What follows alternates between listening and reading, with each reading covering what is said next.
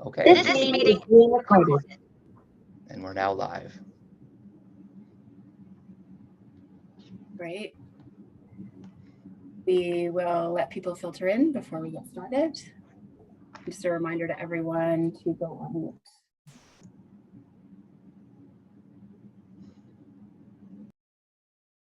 Hi, everybody. It's just going to be a few minutes until we get started. While we're just going to pause a few moments while everyone joins us. Looks like we've got some people filtering in already.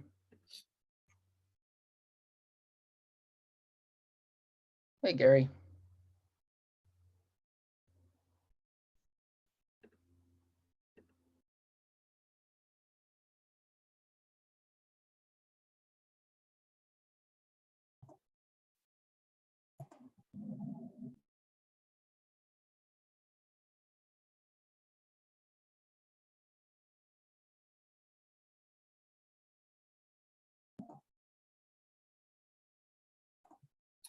Okay, well, it's a few minutes past the hour. David, I'm going to say we should get started. People can filter in as they get off their last meeting and join us.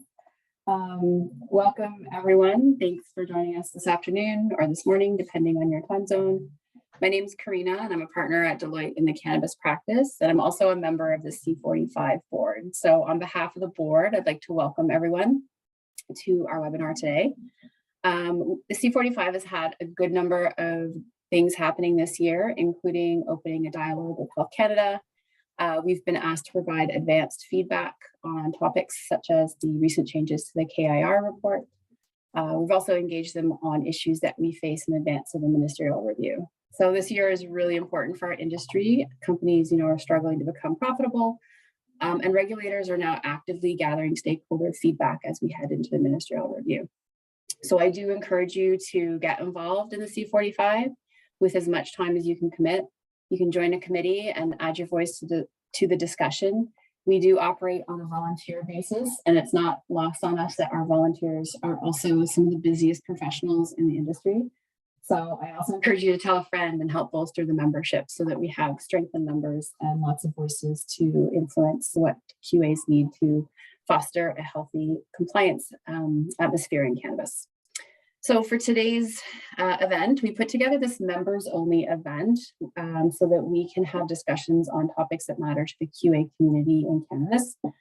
The topic of what's happening with inspections is one I've been watching for the last couple of years as we went through COVID. In 2020, we did a series of QA roundtables and published a short report on risk in the industry. So I'm really excited to hear from our colleagues today that are in the trenches and experiencing the 2022 version of the Health Canada inspection. So thanks to the panelists in advance. As I mentioned, you guys are busy and you volunteered your time to provide insights to the QAP community. So I always think sharing is by far the best way to contribute to the industry. So now I'll pass it over to David Brown, the head of C45's regulatory committee.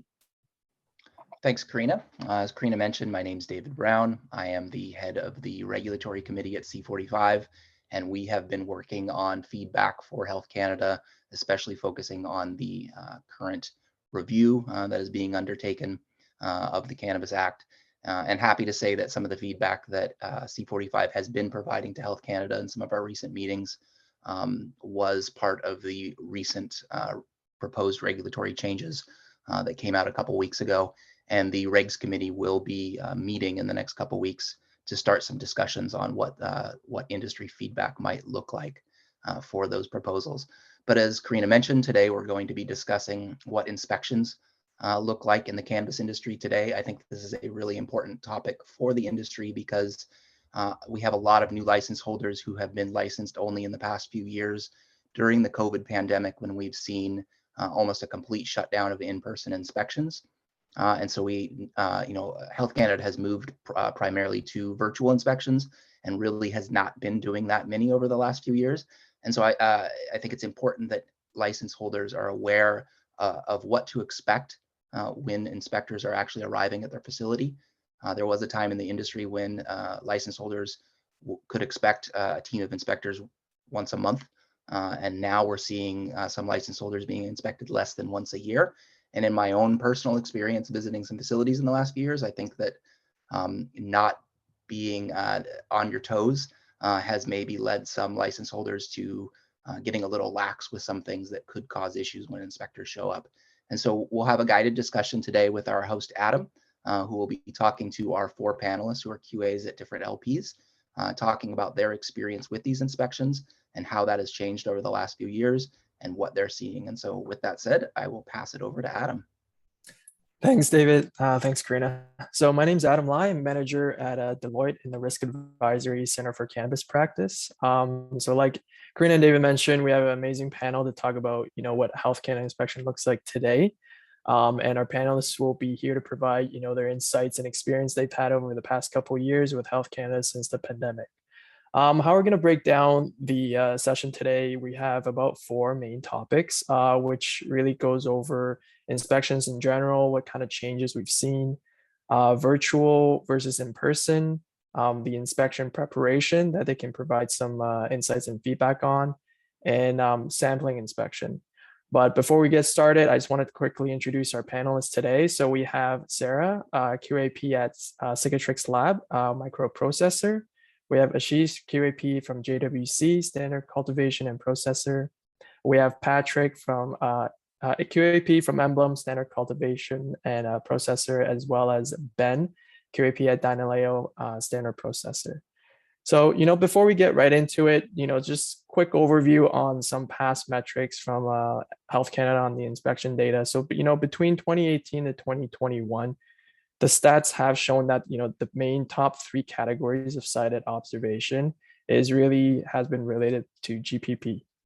So that can range anywhere from SOPs, QA, PCP, and sanitation issues.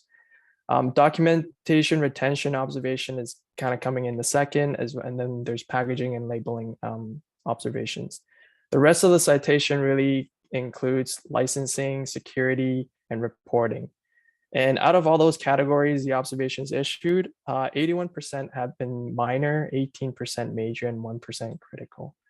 So based on these types of overview numbers, it's really been no surprise that the industry was impacted by COVID, both to license holders and to Health Canada as well. And we've definitely heard difficulties and challenges with remote working conditions, which causes less on-site QA oversight and support. And from an inspection perspective, the shift from the on-site to remote inspection in the earlier days of the pandemic has definitely changed the landscape and the format, along with the time it takes to actually conduct the inspection and close it off based on the more back and forth communication and the transfer of data. It's really only, as David mentioned, like more recently, we've experienced more the hybrid approach with a mixture of on-site and remote documentation requests. So with that said, I just wanted to kick off the first question to the panel on how it's changed for them based on their experience with Health Canada recently. Maybe I'll kick it off to Patrick to start. Sure. Thank you for the thorough introduction. It's a very interesting topic. And I think the first thing to consider is how the landscape has generally changed in terms of just the sheer volume of license holders would be the first factor to consider, but also how the complexity and just the processing activities that are actually happening and what is entering the cannabis market is increasing in complexity. And we're seeing that even more so now with more complex processes and products as well in terms of the formulation aspect. So naturally, Health Canada has to match both of those things where they have to increase the throughput of their enforcement mechanisms, where they need to create some greater logical definition of how this is actually going to happen. And that kind of ties back into one of the prior points where in the past we could see a license holder being inspected quite frequently versus now you could go without an inspection for a prolonged period of time, which ties into a greater logical definition because a risk rating could be assigned to a license holder. If you're in the low risk category, you're likely not going to be inspected on a very frequent basis. At the same time, they're increasing the sophistication of the actual mechanisms that they're using to perform enforcement of specific subsections of the cannabis regulations. So an example of that would be the differentiation between a regular inspection, which really is a full-scale we're going to look at everything you do in respect to adhering to the cannabis regulations, versus then we could get into a more granular definition, which could be a targeted or sampling inspection, which really is targeted towards some of these more novel products, which have much higher complexity, where it's also acting as a learning mechanism for Health Canada to actually understand how should products like this, in terms of complex formulations and complex processing steps at the same time, be compliant in terms of the regulations. If we do look at just the numbers, the volume of the inspections has gone up to match. So regular inspections went up by about 25%, targeted inspections, same thing, about 50% increase in terms of these. And that just goes to show that there's so much of these new complex products coming in that more inspections are happening, and there's greater differentiation in terms of how the inspections are actually targeting subsections of the cannabis regulations. Yeah, that's a good point, Patrick, because I do notice, and I have heard from the industry now, Health Canada has kind of increased their inspections now, and a lot of the newer license holders that have actually missed their first year inspection, they're kind of addressing that backlog now. So we're definitely going to see that picking up as we move along. Kind of wanted to kind of bring forth the same question maybe to Ben, how it's changed maybe from your perspective. Yeah, thanks, Adam, for the overview and introduction, and thanks, Patrick, for the great observations. From my perspective, looking at the 2019-2020 inspection data that was released, it's important to remember that that data went up until March 31st, 2020, which was very early on in the pandemic. And so it'll be really interesting to see how COVID is going to change that inspection data. I think not just license holders, but Health Canada themselves were very squeezed during the early days of the pandemic, and they were trying to figure out how to carry out the inspections on a risk basis while still meeting their goals to ensure that cannabis does not enter the illicit market and to protect consumers. And so I think that was a challenge for them, and the change in inspection frequency and inspection format was part of their solution to tackle that challenge. I think it'll be interesting to see how inspection data changes from 2020 to 2021, and then eventually to 2022, as license holders and Health Canada themselves are starting to move back to more frequent inspections. I don't hesitate to say that we're in a post-COVID era, but I think we're moving closer to that norm where Health Canada will, like Patrick and Adam said, play a bit of catch up on inspections that were missed previously, and then continue on with their cadence of regular inspections and targeted inspections. I think the number of inspections, types of inspections, as well as the types of observations that we're seeing in these inspection data will change and shift when you're in the COVID timeframes versus before and after. I think just because of the nature of virtual inspections, it is more challenging, I think, for inspectors to cite facility GPP violations.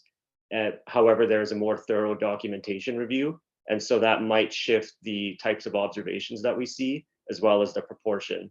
I expect we might see fewer critical observations, but more major and minor, because there is a more thorough documentation review process, because they have that, with the virtual inspection, they have the ability to receive the documents electronically and spend more time with the documents doing their GPP and SOP review.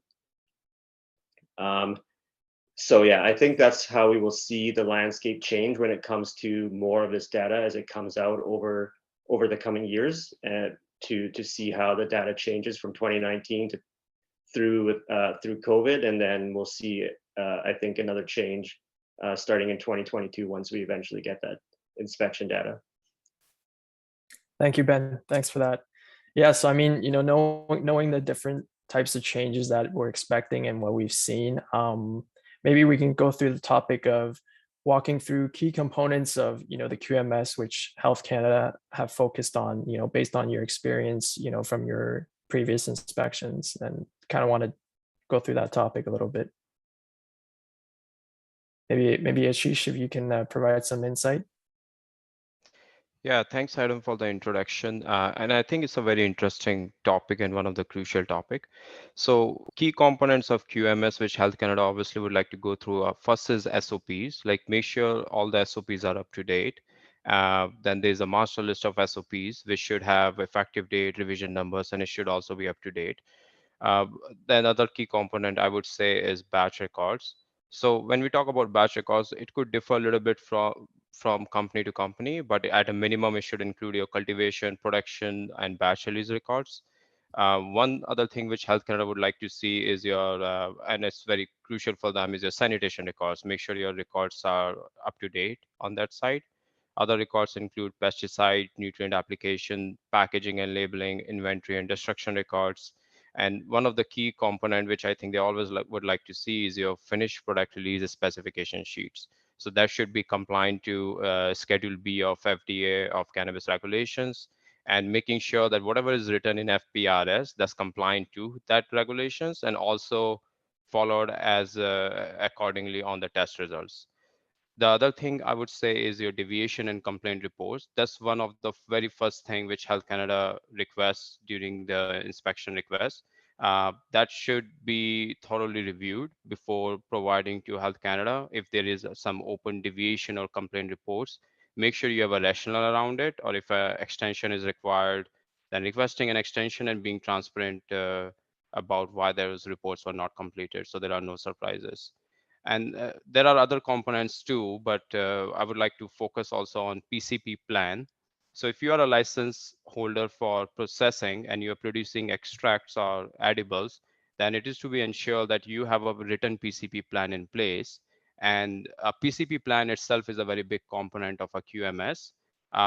So a thorough research of your process should be done, which includes your process flow chart, your hazard analysis, and whatever PCP plan has been put in place, it should also be make sure that any information which is documented in the PCP plan is followed in day-to-day activities, because that is something is very important from Health Canada's perspective, since it is directly related to the safety of the product. So these are some of the key components I would say that Health Canada focuses on QMS. On a little bit minor or major side, I would say that make sure your preventive maintenance program is up to date. That's something could be easily overlooked uh, because it could also be managed by the operation department, but make sure that you have a site to it so it does not miss out. Otherwise, it's very easy to get an observation around it and at the same time to get away from that observation. Um, so yeah, these are the some key components I would say of the QMS which you should focus on, and then make sure that you can always also review the GPP guidance document provided by Health Canada, because it lists in very detail what are the components they would like to focus on. Thank you, Ashish. Anybody else who has anything else to add that, or you see differently from Health Canada's focus based on your experience?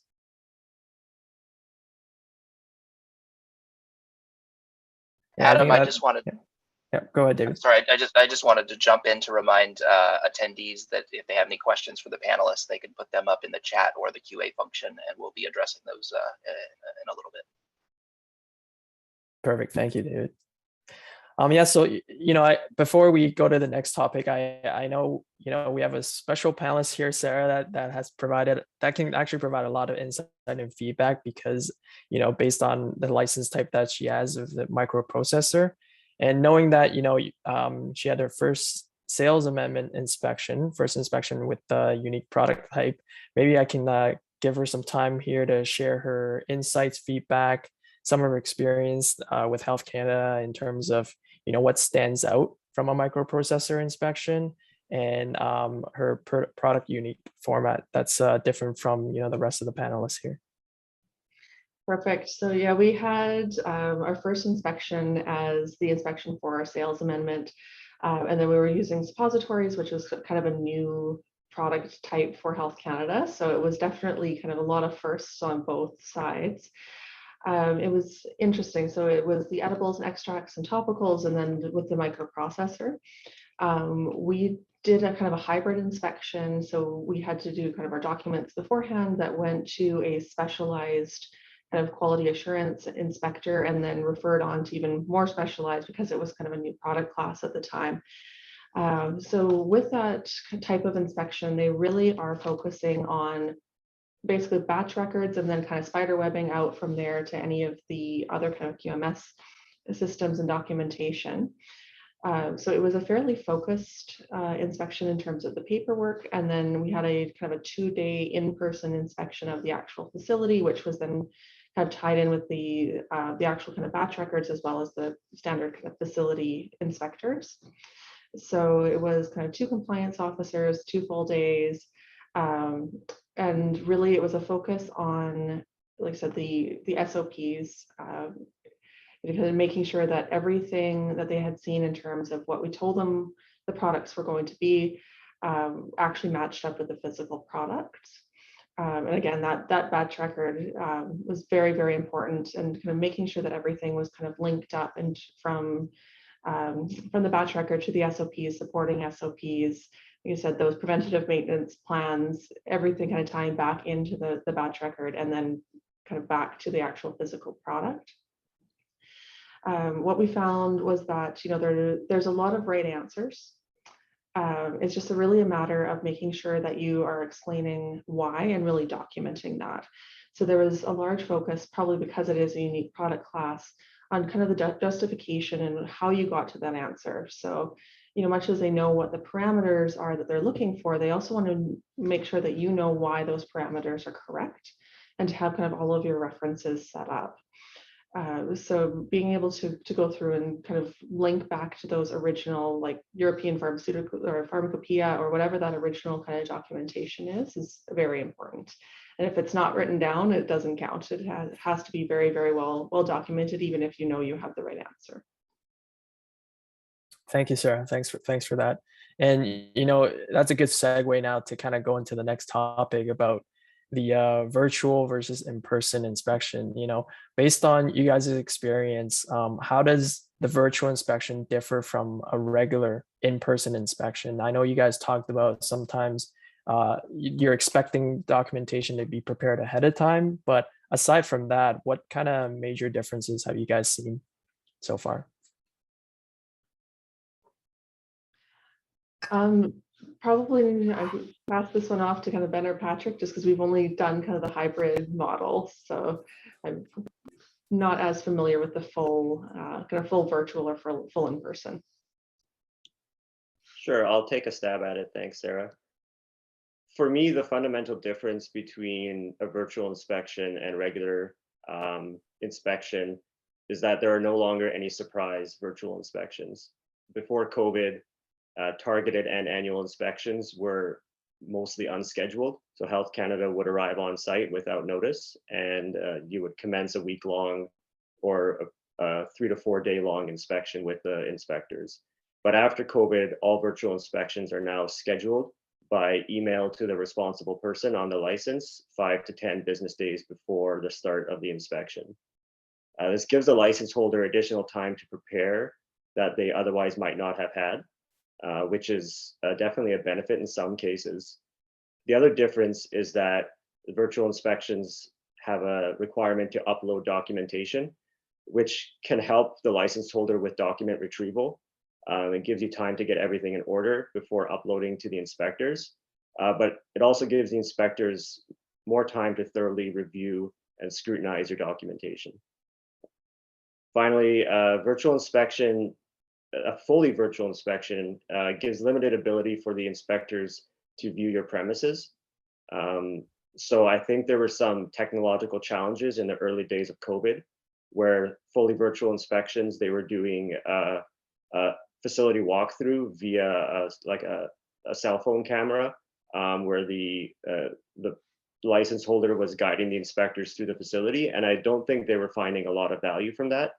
It was posing technological challenges, as well as just difficulty really identifying any areas where the license holder was maybe not compliant with GPP. They were unable to review any documentation, sanitation records that were present on the floor in that type of a virtual walkthrough. So I think that's why they've started to transition to the hybrid inspection approach with 3 to 5 day hybrid inspection with a 1 day on-site facility tour, and then on day 2, and then the rest of it is virtual document review. Thank you, Ben. Patrick, any insights from your experience with?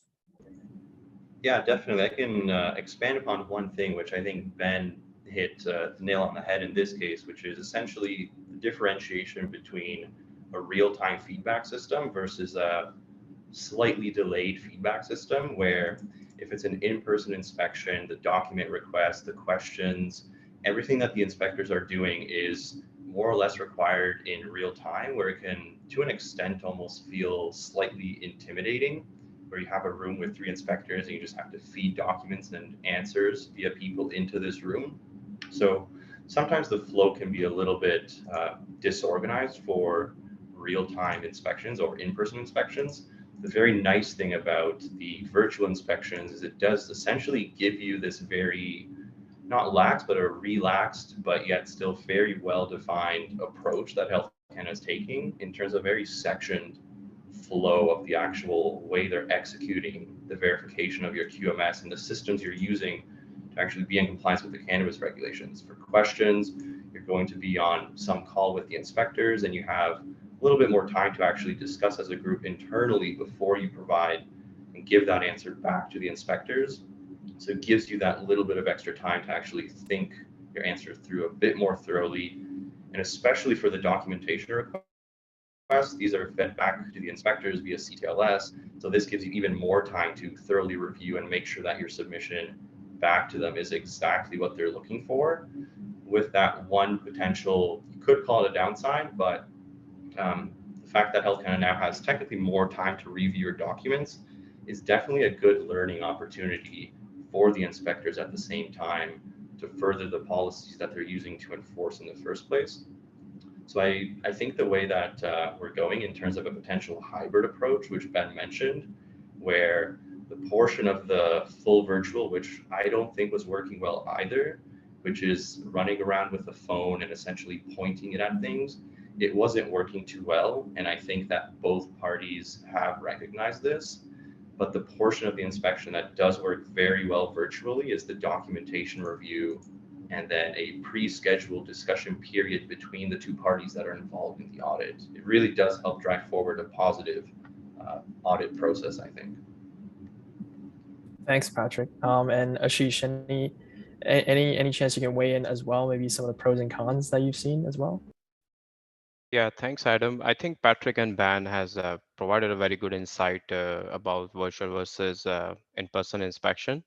Overall, my perspective is that virtual inspection has much more pros than cons. The only con which I could see is like you would have to scan a lot of documents in a short period of time, and depending if someone has a small QA team, so a lot of those scanning and reviewing of the documents could be challenging. So I think one work way around could be is to learn how to actually evaluate like whether someone should be digitizing their records regardless of the inspection. So if digitizing of records is happening on a real-time basis, so it won't be as challenging to scan hundreds or 200 pages of documents at a time and send it to Health Canada. And at the same time, it is also to be knowing about is like during the inspection, Health Canada can also request documents, which they usually do depending how the inspection is going, which could also be time consuming. So it would be important in my view to delegate those responsibilities of scanning documents to someone in your QA team and save your time into review the final version of documents before being sent out to Health Canada. So that's the only challenging part which I have personally felt, like a scanning of documents, and sometimes the timelines could be a little tight during the inspection, not before that. So if you already have the scanned documents in place, then it's much helpful. The other one of the biggest advantage of virtual inspection, I think it saves time. It saves time for inspector. They're saving time in traveling. So ultimately that save of time passes on to the auditee. So in my view, that basically helps you in arranging the meetings. It helps you in arranging multiple meetings in a short period of time. It's also a sense of comfort, I think, as Patrick mentioned, is like when you have auditors every day on the site, it's obviously going to be less comforting than when you're meeting someone virtually. So it helps you focusing more on the documents. So overall, in my view, virtual inspection is going to be working way better. And if it keeps going this way compared to in-person inspections. Thanks, Ashish. Now with that said, I'll turn it back to Sarah. You've had the hybrid approach. How would you think, based on the type of activity that you're doing, how would you fare in a virtual inspection? Do you think it could be easier for you to accommodate or harder, or what kind of challenges do you see? I can definitely agree that the in-person is definitely more nerve-wracking, especially for a small team. I mean, the number of inspectors is almost the same as the number of employees, so it's very intense. I guess the advantage of having them on site is just that you do have that kind of opportunity to ask questions, and they really are focused just on you at that point. The inspectors don't have kind of other things, so it's a lot faster just to kind of actually get the ball rolling. On the other hand, it's a very disruptive process. Like when we were here, it basically shut down operations because the QA team is very focused on trying to accommodate the inspectors. Because we have such a specialized product, a lot of our documents are paper-based because we don't really have a good digital solution that's going to help us track. So it really was, a lot of just kind of running around trying to find the right stuff and make sure, that we kind of got everything very organized for them. So we definitely had some questions that we were not expecting and had to kind of go back and look for, kind of accessory documentation that was kind of outside of our facility's kind of usual documentation. Again, it's going back to that why. So original copies of pharmacopoeias and that sort of thing, just to kind of prove that our references were correct. So having, I think it's a speed versus, having that time to kind of do that, that research in the background and kind of make sure that you've got your documents kind of in order before you're sending them off. So the hybrid was kind of a good in between when it came to the documentation. Thanks, Sarah. And you did mention, based on the size of the facility, the type of operation that you're doing, the license type, with that small team, how did your site prepare for this type of inspection? So with that, we really made sure that our documentation was in order and readily available. So we went through our SOPs and just, first of all, for accuracy, make sure that what we're actually doing matches what's on the SOPs. And then also just making sure that there's consistency within the SOPs.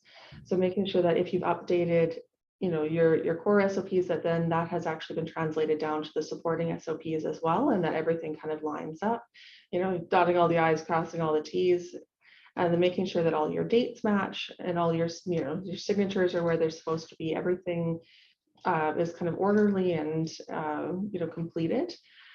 We made sure that we had kind of all of our documentation kind of pulled in advance, ready to go. Like I said, there were some of those kind of accessory things that we weren't expecting, but, having just everything there ready to go is definitely, it makes things so much easier. And I guess for the actual site, just making sure that everything is clean, organized, all of your tags are up to date, everything's initialed where it should be. And again, that your facility matches what your SOPs say. So if they say you're supposed to have a hand sanitizer there, check, make sure, is it actually in the right place? Is it labeled? Is it in date? Same thing with your tear weights. Do the tear weights on your products actually match what's in your documents, and everything is signed and dated the same? We did this kind of in a two-part approach. We really looked at kind of a spider web out from the core inspection point, which for us was, for the sales amendment, so those two batches. So going from batch record out to supporting SOPs and kind of down the line. And then we also just reviewed all of our change forms. So one challenge, especially with virtual, is that it does happen over time. So as you're going, the documents that you've sent to Health Canada may actually be changing in real time from the beginning of the inspection to the end. And the last thing you want to do is have either your quality assurance team or Health Canada confused. So we made sure that everybody was very aware of when those changes happened, what they were, and what the documentation was on the change form, just so that if there was something that we'd sent to Health Canada that was now different, everybody knew the reason why, and was very clearly able to show when and how that change happened and how it was all implemented. Thanks, Sarah.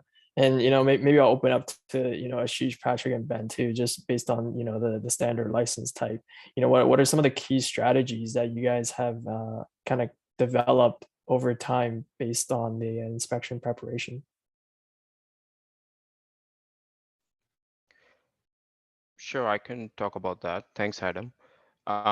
So one of the, I think, very first thing is to just read the email and take it in, just to be prepared about it. So yeah, kidding aside, basically what is made, first thing is to do is engage your key members from your organization. So when Health Canada requests for inspection, they're going to request a lot of documents, and many of those documents might require engagement from other team members from your facility. So for instance, head of security or the security head will provide organizational security plan if it's requested. An inventory team member will provide distribution records, shipping and distribution records, while maybe the production records could be provided by either the QA team or the operation manager. A compliance manager could provide CTLS data. So engage all the key members in your team from your facility and have a written plan with them, assign responsibilities with the strict deadlines so they know what documents they have to provide by what timeline, and keep some time for a final review on your end to make sure that documents are exactly what Health Canada has asked for. After that, at the same time uh, when this engagement or coordination is happening, do a thorough audit of your facility to make sure that the facility is in clean and sanitary condition. Everything is labeled. There are no big paint chip marks, and facilities preventive maintenance is working as intended, so that if and Health Canada has requested for a walkthrough, that the walkthrough can go as intended. And if there are any observations, give it to the operation department so they can work on it before the audit, or at least they have a plan around it. Apart from this, I think what is important is that make sure that the documents which are requested by Health Canada are reviewed in a timely basis and not just submitted as it is. So, and be prepared about if you have any deficiencies to have a proper rationale around it. So these are some of the key strategies I think which are important. And last thing I would say is always do a sound check, an IT check before the actual audit, because that would save you some time and some nervous jitters during the opening meeting. Thanks, Ashish. Ben, anything to add on your end? Yeah, thanks, Adam, and thanks, Ashish. In my opinion, inspection readiness has changed a little bit due to COVID, with no more unannounced inspections except in very high risk circumstances. Most license holders have the opportunity to prepare for an upcoming inspection. But in my opinion, that doesn't mean that license holders or QAPs should forego being inspection ready. I think the best way to have a positive inspection and therefore reduce the frequency of future inspections by being classified as a lower risk is to always be inspection ready, both in your facility and in your documentation. So that means closing deviations, CAPAs, customer complaints, signing all documentation and filing records and documents for easy retrieval. I think importantly, you also need to focus on preventative maintenance and sanitation records, because that is a frequent citing from inspections. So make sure that those records are up to date and filed for easy retrieval. And then the facility itself, now that I feel like countrywide they're moving to the hybrid approach with the on-site inspection, the facility itself needs to be well maintained, all chemicals labeled, all rooms properly designated for their purpose, as well as the secure storage areas being well organized, and destruction being performed in the appropriate area and performed in a timely manner. So all the aspects of a standard facility tour, including cleanliness, GPP, gowning, and PPE, those things are all important during an on-site inspection. And so always having those things up to date, even though we're not doing unannounced inspections right now, I think are key to having a successful inspection. Thank you, Ben. Thank you. Patrick, anything to add from your end? Yeah, I think Ben summarized it very well. And the specific point I would like to iterate on is the easiest way to have a inspection readiness initiative is to more or less just be inspection ready all the time.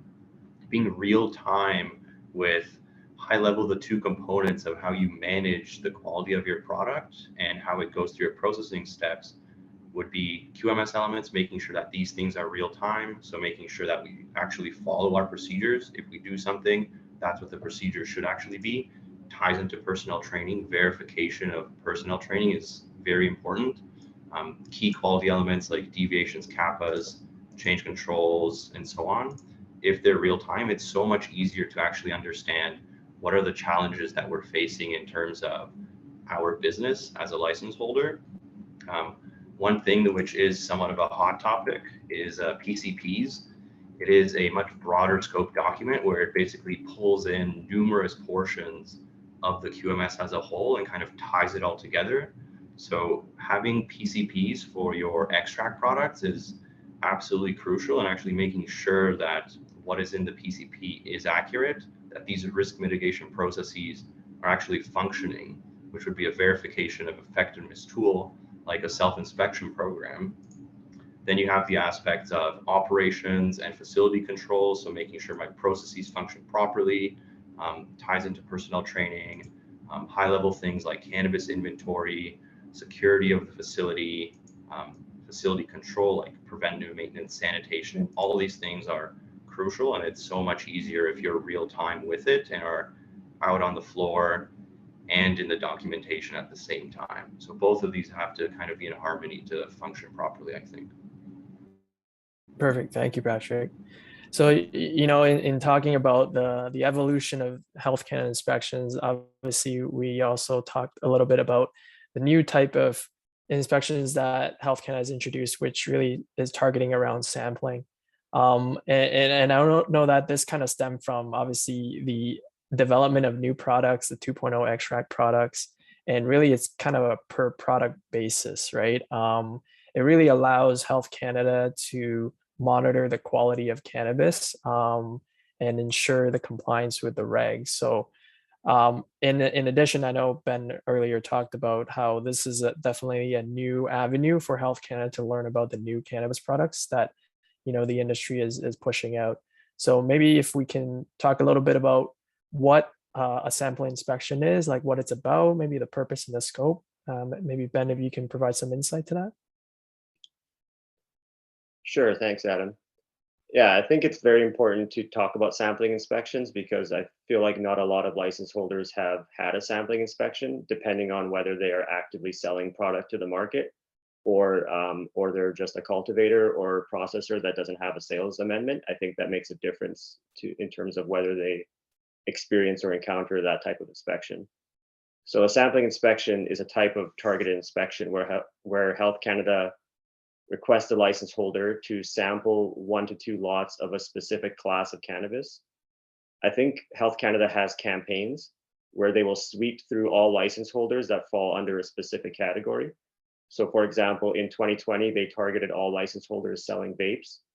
In 2021, they targeted edibles. And so they're moving through different classes of cannabis and they're trying to understand the landscape of all the variety of products that fall under a class of cannabis and try to understand the risk to consumers and also check against their standards and potentially revise their standards as they get more data.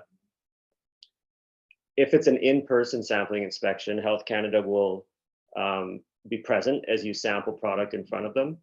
So typically they'll want to sample shelf-ready product, so that's package samples, instead of bulk retention, because that's more representative of what is actually being sold to markets. So that can be challenging for vapes if they want to sample, let's say 100 gram of extract and you have half-gram vapes, that means they want 200 vapes they'll have to sample. They will sample bulk if packaged product is not available, but they do prefer it in its final form. It can also be performed virtually. So I had a virtual sampling inspection where Health Canada provides sampling forms, and then they'll watch you over camera feed as you sample, package, and label the products. So they want to ensure that you are sampling the lots that they requested, and then what they receive matches what they viewed over the camera. You then send the samples to their lab in Quebec for testing.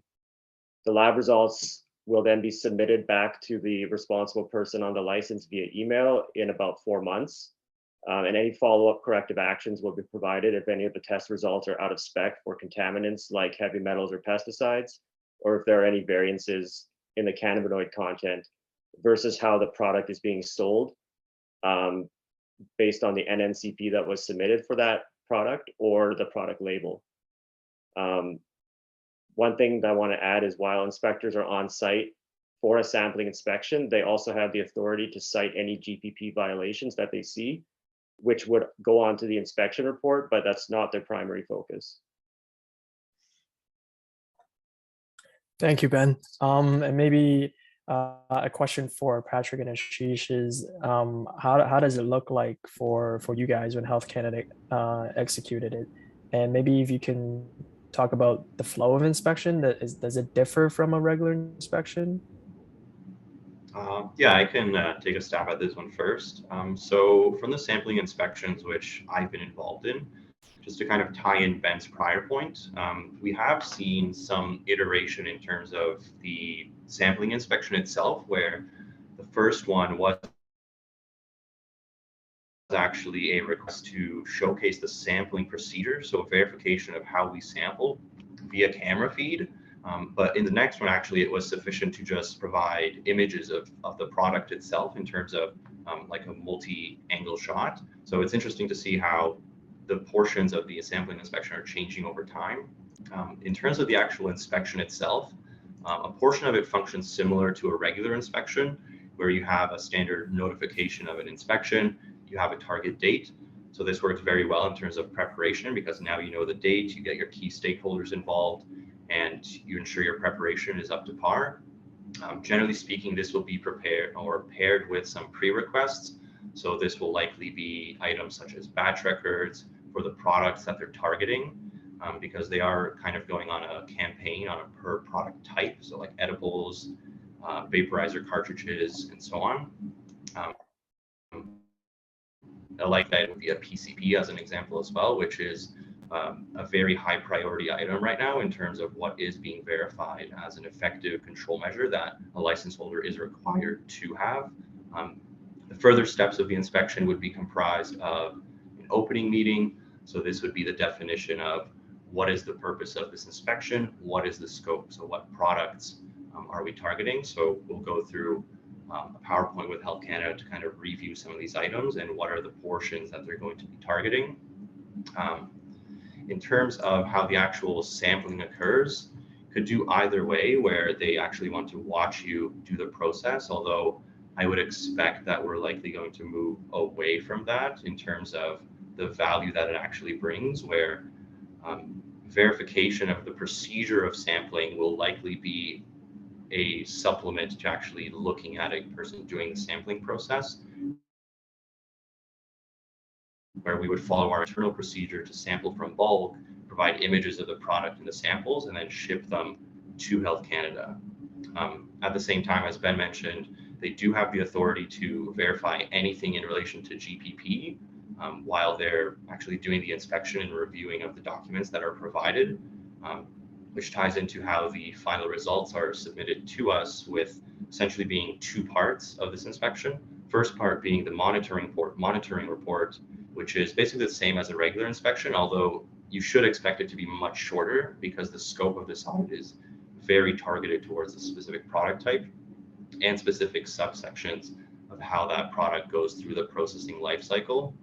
And then the second piece, which will take 3 to 4-ish months, which will essentially be a summary of here's the testing that we conducted. With the one additional thing that I want to add to the testing is that allergens are also verified during this, which is a portion of the PCP which is required. So it's important to understand that as a license holder, you're not necessarily testing your products for allergens, but you have to have a control mechanism for allergens. And Health Canada is going to verify via testing and review of the PCP that this is in fact functioning as it should. Thank you, Patrick. Ashish, anything on your end that's different from Patrick and what Ben has mentioned? Thanks, Adam. Well, I think Patrick and Ben has covered quite a bit on it and provided good insight. I would just add on a couple of points.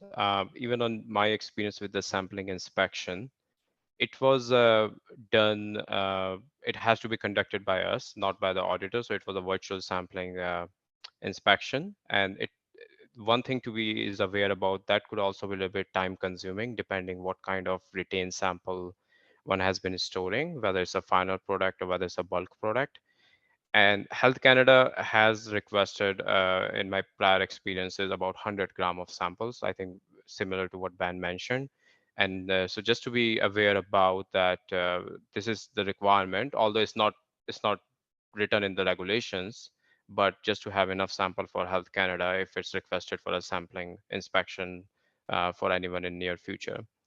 The other thing I would say is there was no video verification on our end. It was like they have provided us a presentation, and in the presentation there were sampling steps, and all the questions you can ask about the sampling during that presentation, like what kind of containers to use, whether you provide the containers. So they are there to provide you all the details in that presentation.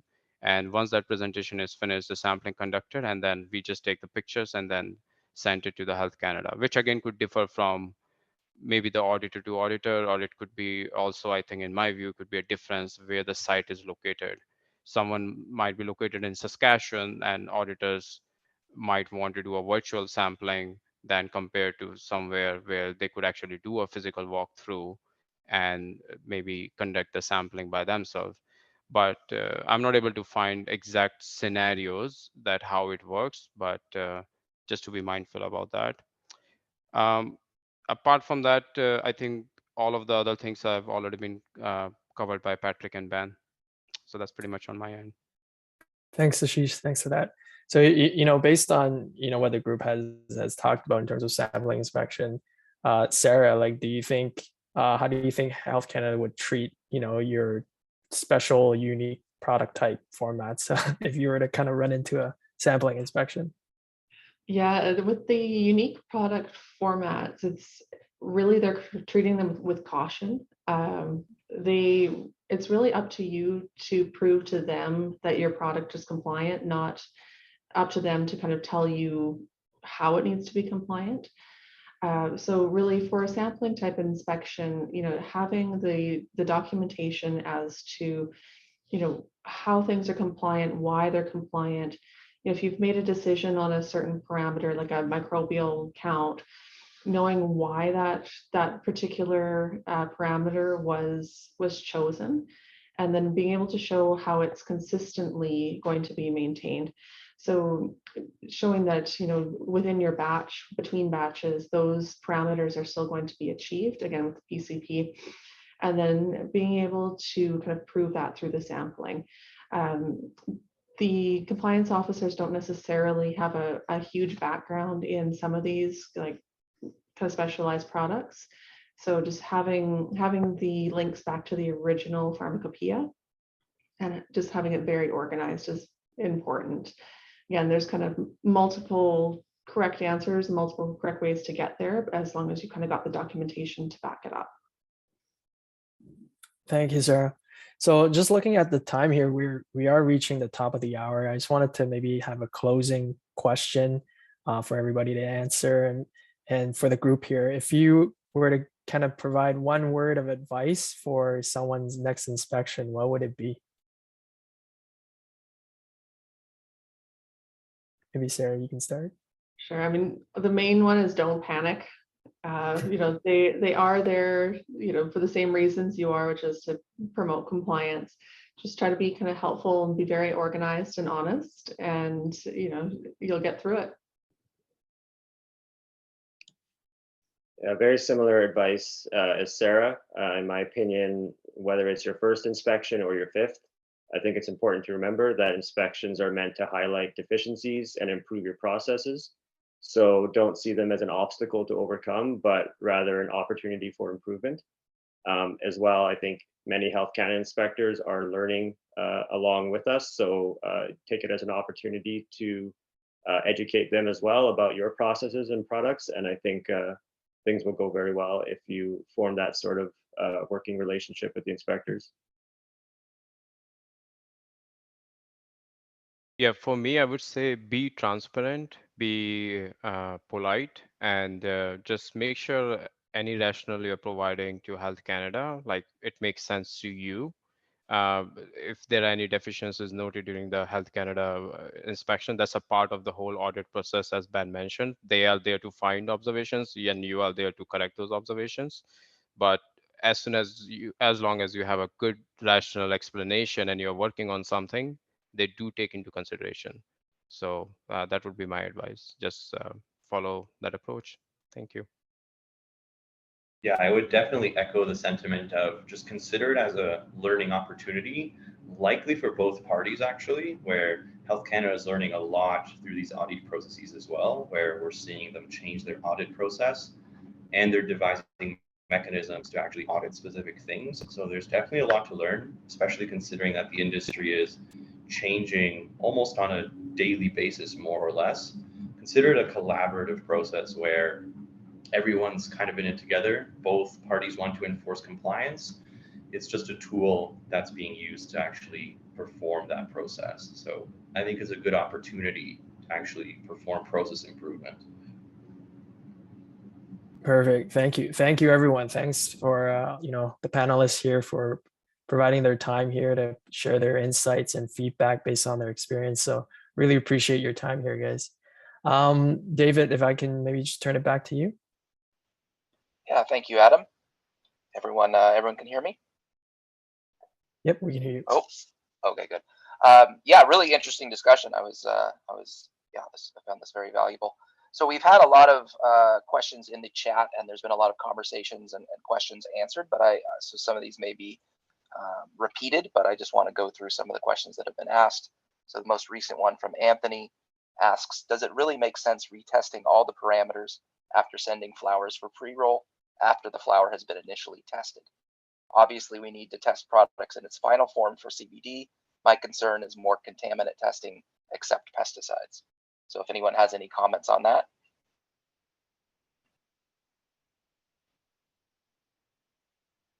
So I can take that. If I understand the question correctly, Anthony is asking, like, do you need to retest for contaminants in the pre-roll form if it's already tested in the flower form?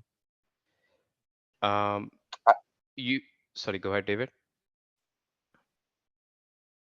Yeah, so basically, it really depends, I would say, from license holder to license holder. And the answer is yes, you could do that.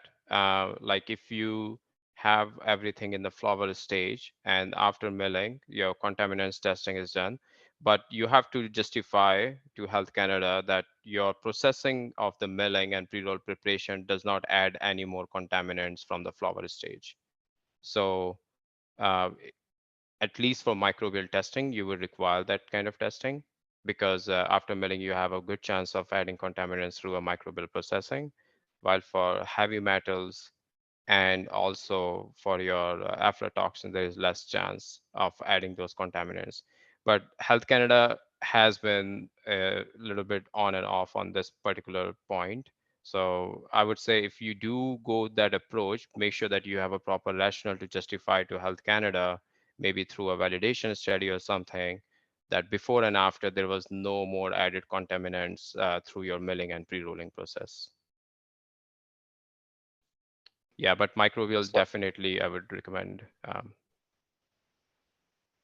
think so Anthony just added that he understands microbial makes sense but feels HM and aflatoxin shouldn't be required.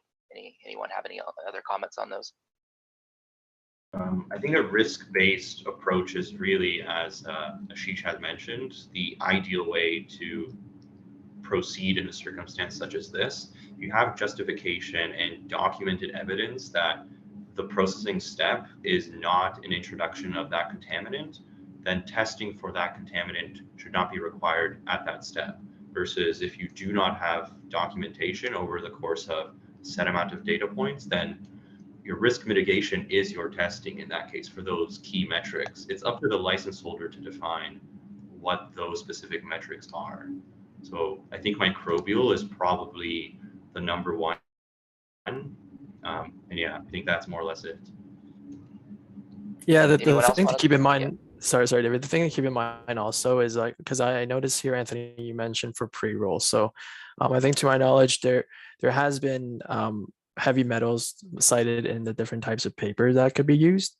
So you definitely want to double check that before as part of your risk assessment to see if there's introduction to microbials, heavy metals, and aflatoxins before you kind of set that precedence. And at least if you get questioned by Health Canada, you definitely have data to back it up, right? I agree with Adam. That's a great point. A lot of pre-roll paper manufacturers based in Indonesia and India are using rice and hemp. And if those crops have any lead or arsenic, that can find its way into papers. So I think having testing report for the papers from either the vendor or your own in-house testing can help justify not doing that testing in the final pre-roll form.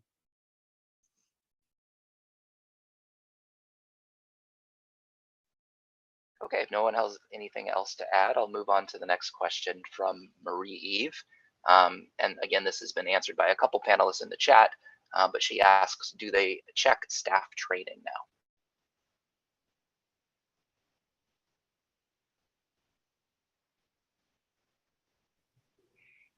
I guess for us, they didn't, quiz any of the staff, but they did check that we had a documentation of the training, just specifically for the GPP training, and that all of the employees were on the list.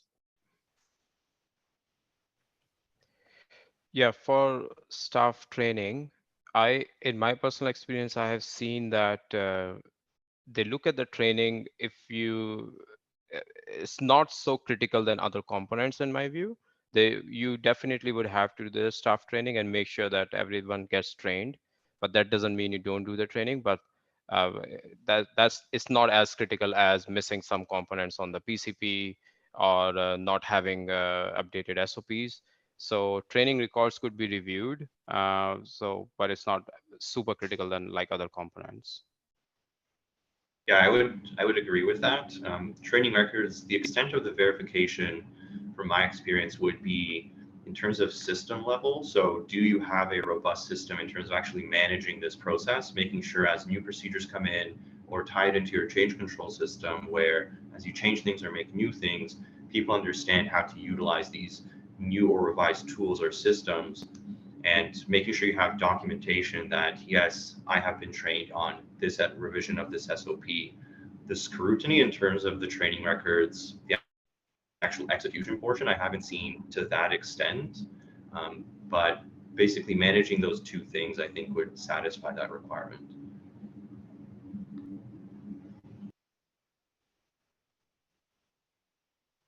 So the next question, I believe, was from Gina and was about how inspections have changed or maybe are still varying in regard to geographical location. So I know in the early days there was different inspectors in different provinces, maybe adhering to different standards. I know that over time, Health Canada has sought to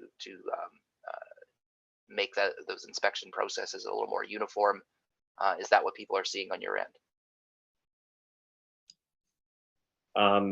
So Denalio is based in Edmonton, Alberta, and so we've seen a lot of the same inspectors that inspect our region.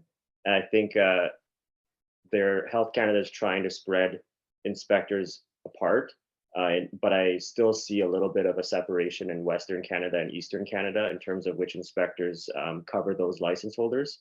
So I haven't seen really any inspectors from Ontario come into the Alberta region. It doesn't mean it doesn't happen, but I think there's still kind of a segregation there. Especially with virtual inspections, I think there's more opportunity for different inspectors to inspect different regions because there's less travel involved. As well, I think the rollout of different types of inspections may vary from region to region just based on the capacity in terms of how many inspectors there are, as well as the number of license holders.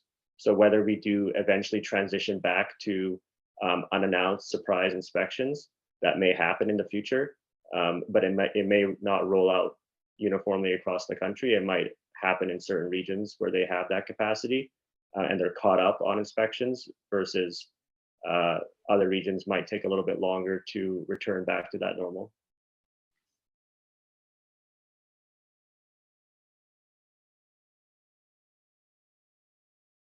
So our next comment comes from Gary, who says he's noticed that Health Canada has reversed the order in which they perform their inspection steps.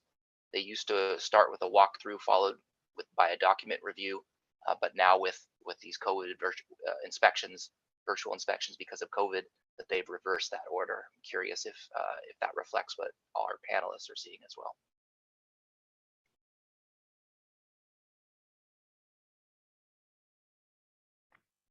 So I guess with our hybrid inspection, they actually went from documentation virtually to kind of a walkthrough of the facility, and then did the actual in-person verification that the physical documentation matched what we had sent them as kind of the last step. But it does seem to vary a bit from inspector to inspector. Yeah, I would just add to that Sarah's comments. I do not think from my experience there is a recipe around it. I think it could depend on auditors' availability, like what fits best in their schedule, whether they have to travel for that or not. So they definitely would do a walkthrough, whether it's in person or virtual or both. But I don't think in my view there is a particular recipe whether it's happening on the first day or the last day. In my most recent inspection, which was June of 2021, there were 3 inspectors. 2 of them traveled to our site on day 2. The 3rd inspector based in Vancouver did not travel, so did not take part in the facility walkthrough. So day 2 was the walkthrough. Day 1 was the introductory meeting, and then after the walkthrough was completed, there was no on-site documentation verification at all. They left the facility and then proceeded with virtual for the rest of the inspection, which was an additional 2 days. From my perspective, the last regular inspection was actually done via a image system where the facility walkthrough, the result of that was a series of images, and these were provided back to the inspectors. Although I do agree that I don't necessarily think that there's a specific formula in terms of we do this first and then we have to do this second.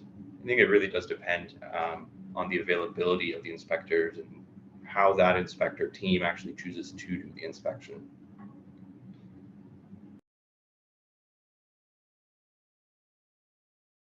So another question that I believe was discussed a little bit, but was posted in the chat, so I'll ask again from Marie Eve, is how do they validate PCP implementation?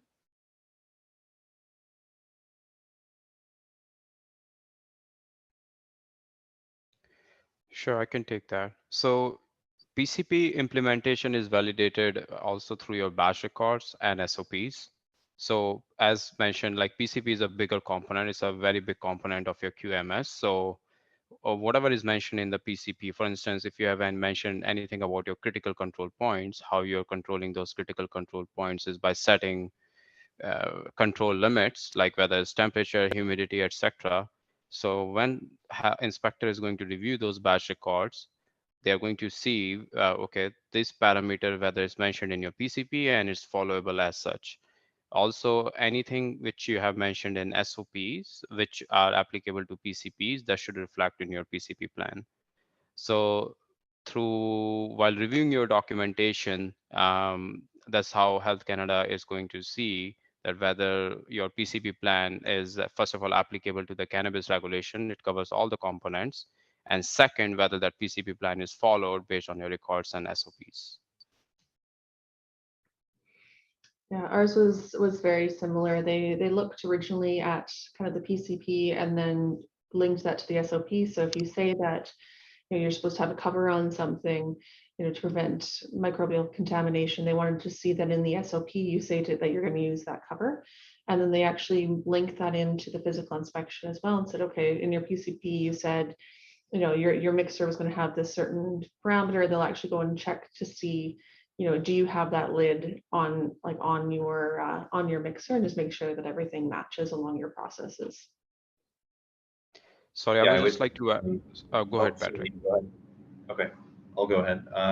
Yeah, I definitely agree with the verification method. I've seen the same thing where the PCP itself is reviewed in detail, but the actual verification of the respective components of the PCP, it is very nicely sectioned off in terms of a cover page, a process flow, what are the portions of the product, what are the risk mitigation processes that we actually employ, system level, and then Health Canada would simply go through each of those respective things separately within the QMS to actually verify each of those components respectively. So it is a very systematic approach.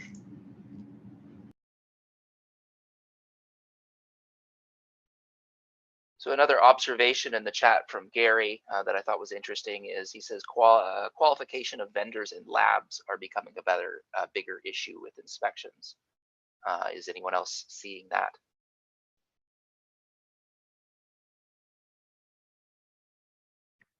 I can talk about this one a little bit.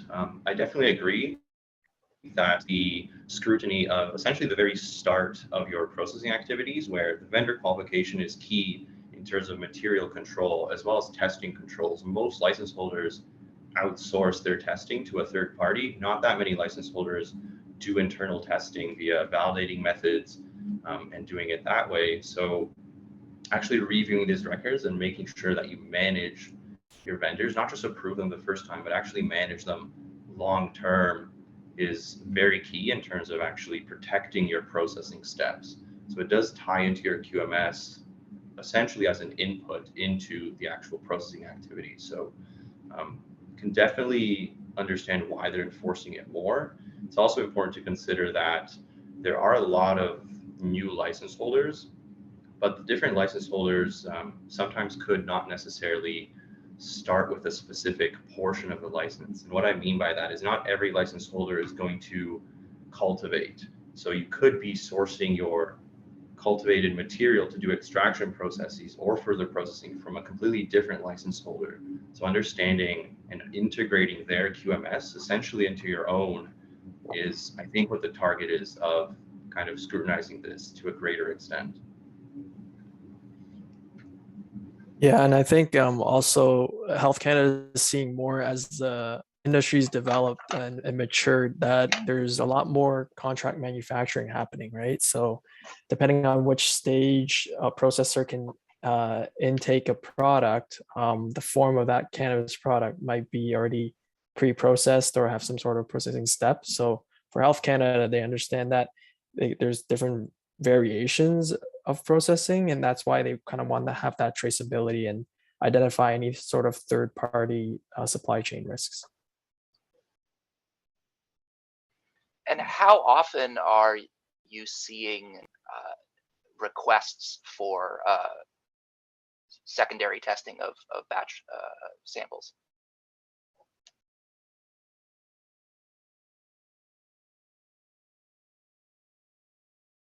Ben, I think you had talked about your experience with this. Yeah, so I see that come up about once per year, where there is a request to sample a lot or 2 lots of product. I think it ties into what class of cannabis you currently are selling or providing to other license holders. So if you are producing extracts, and that's something that Health Canada is focusing on, then you will likely be asked to perform a secondary sampling of a lot that you've already tested and have retention of or are actively selling. And then any producers of edibles recently, I think in February 2021, in that time frame, plus or minus a few months, were doing that sampling as well. So I think they'll probably cycle back through to dried cannabis at a certain point, or maybe new product forms like what Sarah and her team are working on. So yeah, I think it's what I'm seeing is it's about once annually. And anyone else? Has anyone else on the panel experienced those requests?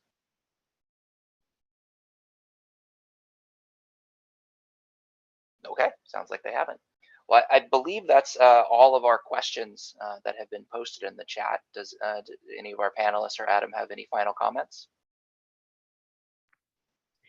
Just the one thing that I wanted to add just with the validation of the vendors is with the labs, they were very much stressing that it's up to the processor to make sure that the lab is doing things correctly, not the other way around.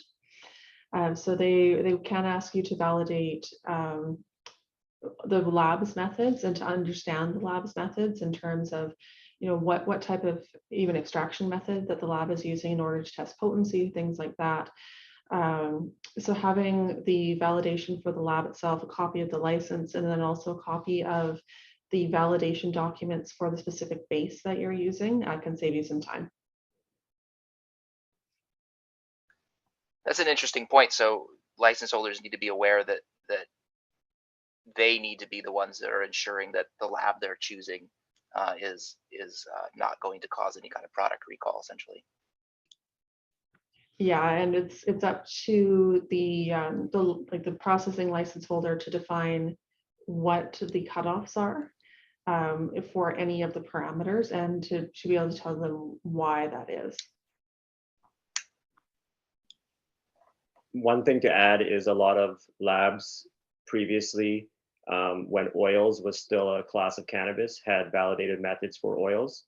And then transitioning to extracts and concentrates, those validated methods are not necessarily applicable to concentrates. And so you have to ensure that you don't have outdated validated methods, but that you have validated methods from the lab that are applicable to your product form.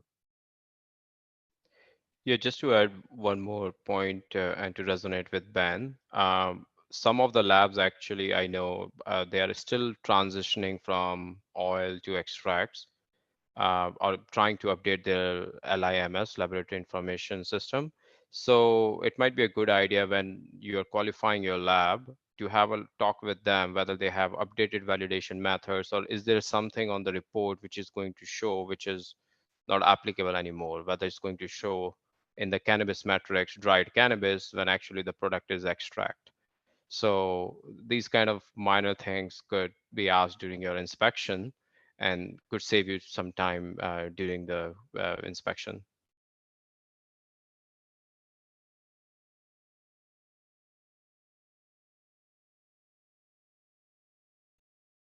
And I guess as one final question, this sort of a follow-up to the survey that C45 sent out a couple weeks ago at the request of Health Canada in regard to the COVID-19 flexibilities that have allowed for a lot of these virtual inspections, as well as other more kind of streamlined processes.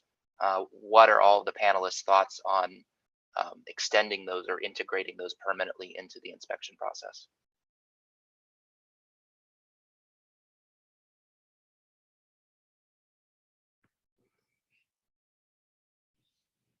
Yeah, I think from our perspective, the hybrid model was definitely a lot more efficient than a full in-person. It's much less disruptive for everybody.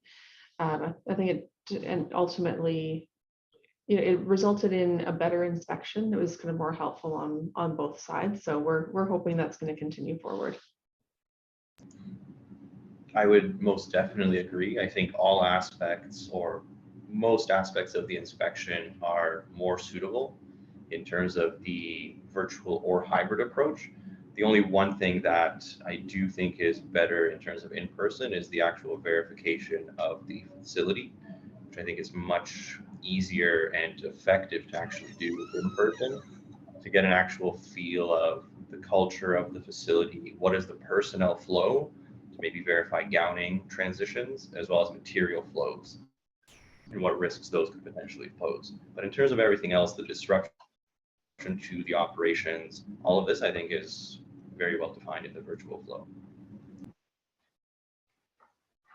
Yes, so I agree with the hybrid approach too. I think all the points are covered, but just to add for the point, because when you have that in-person walkthrough, that also gives you the idea to know your auditor a little bit on a professional level, and you have the opportunity to ask some questions directly, and whether it's about your physical security measures or something like that, which might be difficult to ask during a virtual inspection. So I personally like the idea of hybrid approach.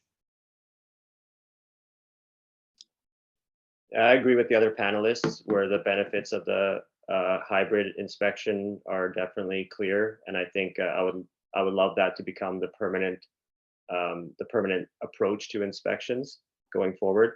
I think that also touching on some of the other flexibilities due to COVID that Health Canada has permitted to license holders, like the flexibility on packaged on date, witnessing destruction virtually, virtual or work from home QAP duties, and also giving more fast track security clearance to key individuals on the team. I think all of those have been very beneficial, and I would love those to become permanent as well.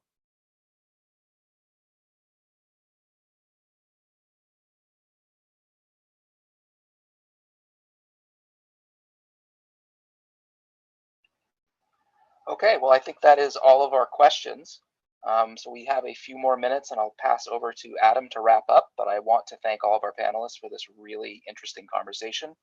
C45 will be posting this meeting online in the next week or so. So if there's anything you missed, you'll be able to review and share it with others.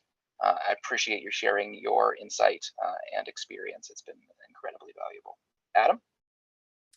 Thanks, David. Yeah, I just want closing remarks. Just want to thank, Ben, Patrick, Ashish, Sarah for joining us today and giving us their time to share their feedback and everything. Really great insight to, what has turned from, from COVID in terms of inspections and what we can prepare for the members here today. So thanks everybody, and Karina and David as well for setting this up. Thank you, everyone. This was great.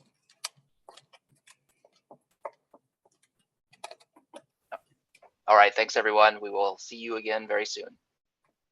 Thank you, everyone. Thanks, everyone. Bye, everyone. Thank you.